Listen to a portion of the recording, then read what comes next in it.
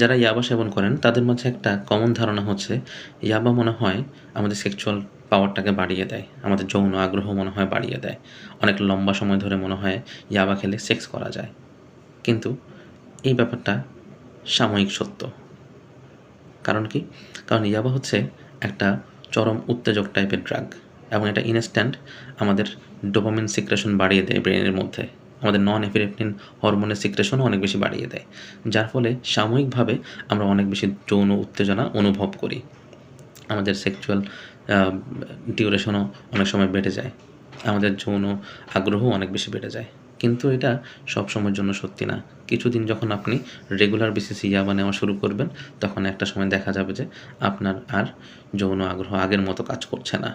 আপনি আপনার ইরেকশন ধরে রাখতে পারতেছেন না। ইরেকশন ধরে রাখতে হলে আপনাকে ইয়াবা সেবন করা লাগছে।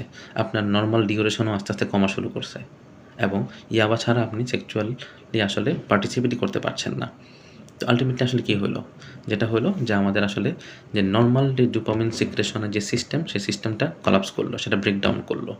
নরমাল যে আনন্দ অনুভূতি পাওয়ার যেই সিস্টেম আমাদের ব্রেইনের মধ্যে, যেটাকে আমরা ব্রেইনের রিওয়ার্ড সিস্টেম বলি, সেই রিওয়ার্ড সিস্টেমটা আসলে কলাপস করলো। সো ফলাফলে কী হবে? একটা সময় আসলে যেই উদ্দেশ্যে আমি ইয়াবা সেবন করা শুরু করলাম, সেই উদ্দেশ্য তো আমাদের হাসিল হলোই না। উল্টো আমার যৌন স্বাস্থ্য একদম ঝুঁকির মধ্যে পড়ে গেল। সো এই জন্যই আমরা ইয়াবা থেকে দূরে থাকব এবং এই ভুল ধারণা থেকে মুক্ত থাকব। ধন্যবাদ।